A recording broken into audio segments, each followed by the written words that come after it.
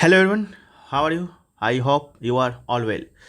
तो today is 28 June and 28 जून को आपका एसएससी सीपीयू का एग्ज़ाम था जो कि फर्स्ट ईयर का एग्ज़ाम समाप्त हो गया है। फर्स्ट ईयर में जीके जिसके क्वेश्चन से काफ़ी अच्छे सवाल है जो कि पूछे गए हैं। तो आज के इस वीडियो में हम लोग उन सभी प्रश्नों को देखेंगे और साथ में उनसे जुड़े इंपॉर्टेंट एक्स्ट्रा फैक्ट्स को भी देखते चलेंगे। जैसा कि कल ही हम लोगों ने देखा है, तो आज ही वहाँ से प्रश्न जो कि बने हैं, तो आज हम लोग देखेंगे तो कल बनेंगे, कल देखेंगे तो CHSL एग्ज़ाम में बनेंगे। ठीक है, तो इंग्लिश लैंग्वेज में है, तो जो लोग भी इंग्लिश लैंग्वेज के विद्यार्थी हैं, जो समझते हैं, पढ़ते हैं, उन लोग से निवेदन है कि इस चैनल को थोड़ा सा प्रमोट कीजिए। आप लोग के भरोसे ही सब कुछ है। जब तक आप लोग शेयर नहीं कीजिएगा, चैनल का जो क्षेत्र विस्तार है वो आपका नहीं हो पाएगा। ठीक है, तो आप लोग कीजिए। बाकी वीडियो पसंद आए तो वीडियो को लाइक कर दीजिएगा। चैनल पर अगर आप लोग नए होंगे तो चैनल को सब्सक्राइब भी कर दीजिएगा। ठीक है, और PDF आप लोग को मिल ही जाता है टेलीग्राम पर, तो फिर कहना ही क्या है, तो लाइक तो करना ही आपको है। तो देखिए, आज का जो पहला जो प्रश्न है वह है कि which is the list spoken language according to census 2011। तो इसका जो राइट आंसर है आपका संस्कृत हो जाएगा। ठीक है, language data based on the 2011 census revealed that Sanskrit is the least spoken language among the 22 scheduled language। ठीक है, आप लोग को मालूम होगा 22 शेड्यूल लैंग्वेज है आपका अनुसूची 8 में। ठीक है, उसमें आपका जो संस्कृत है सबसे कम बोला जाने वाला आपका लैंग्वेज है। और अगर अकॉर्डिंग टू 2011 से सबसे मोस्ट वाइडली स्पोकन लैंग्वेज पूछे इंडिया में, तो इसका राइट आंसर हिंदी होगा। परसेंटेज की बात करते हैं हिंदी का, तो 43.60% लोग हिंदी बोलते हैं। वहीं पर अगर सेकेंड स्थान की बात करते हैं, सेकेंड पोजीशन पर कौन सा लैंग्वेज है, तो ये आपका बंगाली है जो कि 8.3% लोग बोलते हैं। उसके बाद मराठी की बात करते हैं तो मराठी आपका थर्ड पर है, 6.86% स्पीकर है इसका। और तेलुगु की बात करते हैं तो फोर्थ पे, और तमिल की बात करते हैं तो फिफ्थ स्थान पर है। ठीक है, तो इसको भी याद रखिएगा। नेक्स्ट क्वेश्चन देखिए, पूछा गया कि Danti Durga belong to which dynasty of India. ठीक है, तो दंती दुर्ग की बात करते हैं तो दंती जो दुर्ग है वो आपका राष्ट्रकूट डायनेस्टी से संबंधित है, तो इसका राइट आंसर राष्ट्रकूट होगा। Danti Durga was the founder of the Rashtrakuta dynasty. Danti Durga become the feudatory of the Badami Chalukya and come to power after defending king Kirtivarman second in 753 AD.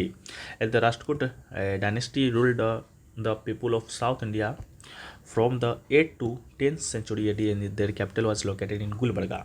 है, एरिया ऑफ कर्नाटक है, तो कैपिटल भी पूछा जाएगा तो गुलबर्गा को याद रखना है। सॉरी। नेक्स्ट क्वेश्चन देखिए, पूछा गया which river originated from the Rakshastal lake. ठीक है, तो राक्षसताल लेक से कौन सा रिवर आपका ओरिजिनेट होता है, तो इसका राइट आंसर सतलज हो जाएगा। ठीक है, the Sutlej river enters the India through the Shipki La pass. ठीक है, and it is present in the Kinnaur district of Himachal Pradesh. And the Sutlej river originated from the Rakshastal lake in the Tibet. And the Sutlej river is an eastern tributary of the Indus River, and the Satluj meets the Indus at Mithankot in Pakistan. Next question है Kojagiri Purnima is festival of which state, तो right answer Maharashtra होगा।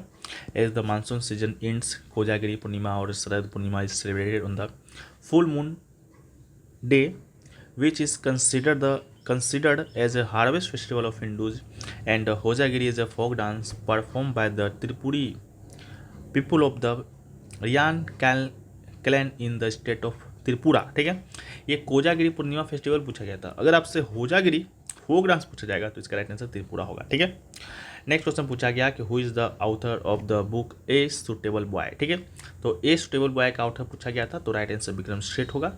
ये जो पुस्तक है विक्रम सेठ के द्वारा आपका रिटर्न किया गया है। एंड द गोल्डन गेट को याद रखिएगा, ये भी पुस्तक विक्रम सेठ का है। ठीक है, इसके अलावा अगर आपसे एन अनसुटेबल बॉय पूछा जाता है, ये तो आपका क्या है, ये सुटेबल बॉय है, लेकिन अनसुटेबल बॉय पूछाएगा तो इसका राइट आंसर आपका करण जौहर होगा। दोनों से मिलता जुलता नाम ही है। ठीक है, बाकी अमृता प्रीतम का एक पुस्तक याद रखिएगा पिंजर, जो कि नोवेल है, ये आपके एग्जाम में 100% कन्फर्म पूछा जाएगा।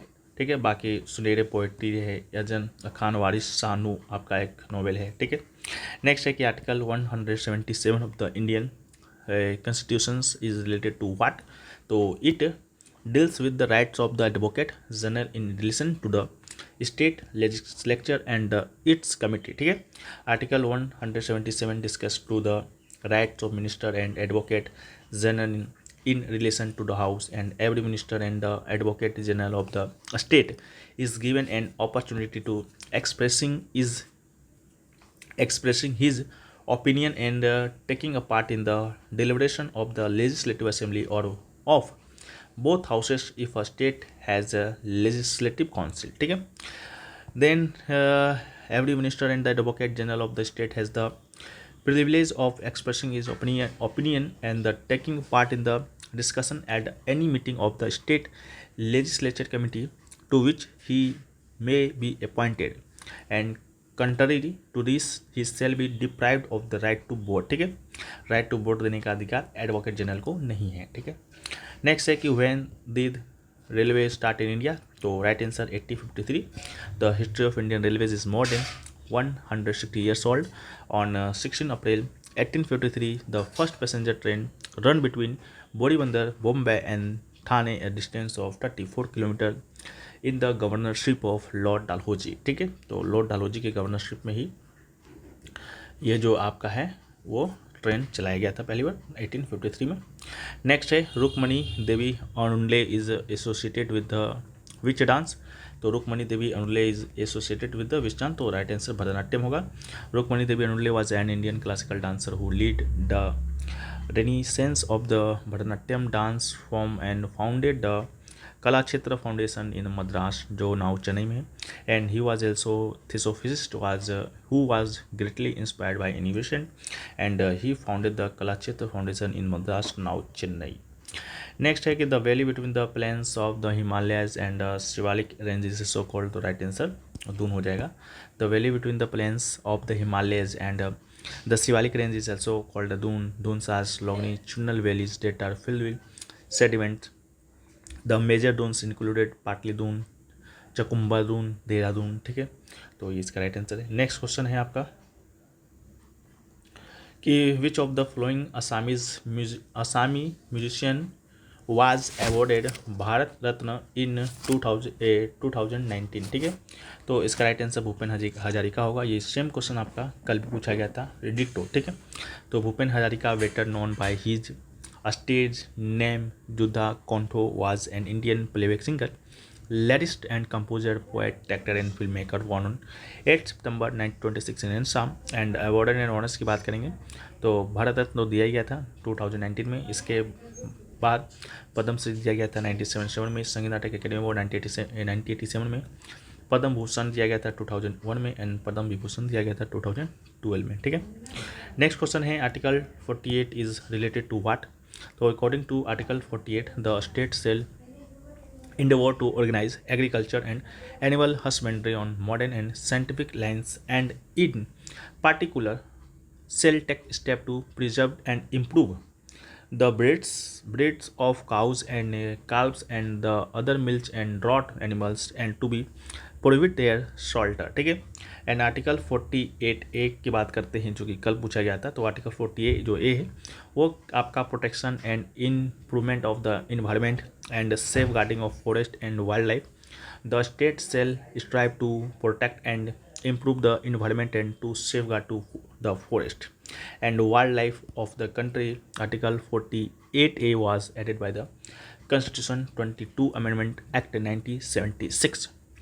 नेक्स्ट है कि वो is outer of the book गुलामगिरी, तो राइट आंसर महात्मा ज्योतिबा फुल्ले.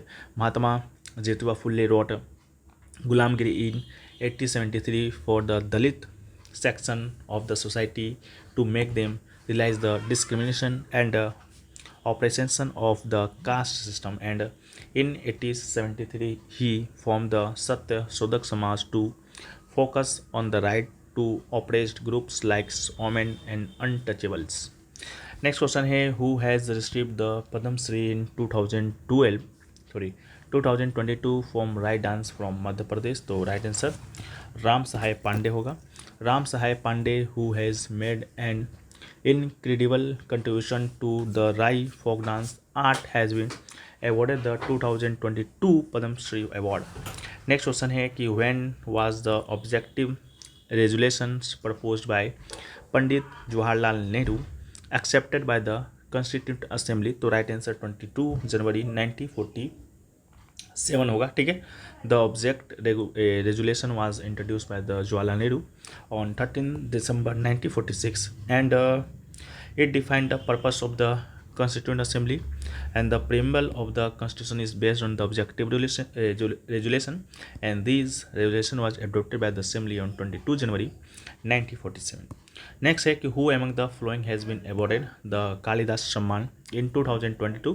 तो this right answer is M Venkateshwar Kumar, ठीक है। M Venkateshwar Kumar has been awarded by the Kalidas Samman in February 2022, and the Kalidas Samman is a prestigious award given by the government of Madhya Pradesh for outstanding contribution in the field of art and culture. Next है कि which river is source of the Wular lake. तो right answer is Jhelum, one of the largest fresh water lake in Asia. Wular lake is located in Jammu and Kashmir where its what is drained by the Jhelum river, and the maximum depth of the lake is 40 meter and its size varies from 30 to 26 square kilometer, and the lake is one of the 27 Indian wetland designated as a Ramsar site and flood, ठीक है। तो ये पूछा गया था। इसके अलावा और क्या पूछा गया था भाई? इसके अलावा और तो क्वेश्चन अभी मिले नहीं हैं, बाकी जैसे मिलेंगे उसको हम PDF में आपको देंगे। PDF की बात करते हैं तो PDF टेलीग्राम पे चला जाएगा, आप लोग जाके ज्वाइन कर लीजिएगा। मिलते हैं हम लोग नेक्स्ट वीडियो में, और वीडियो पसंद आए तो वीडियो को लाइक कर दीजिएगा, और चैनल पर नए चैनल को सब्सक्राइब कर दीजिएगा।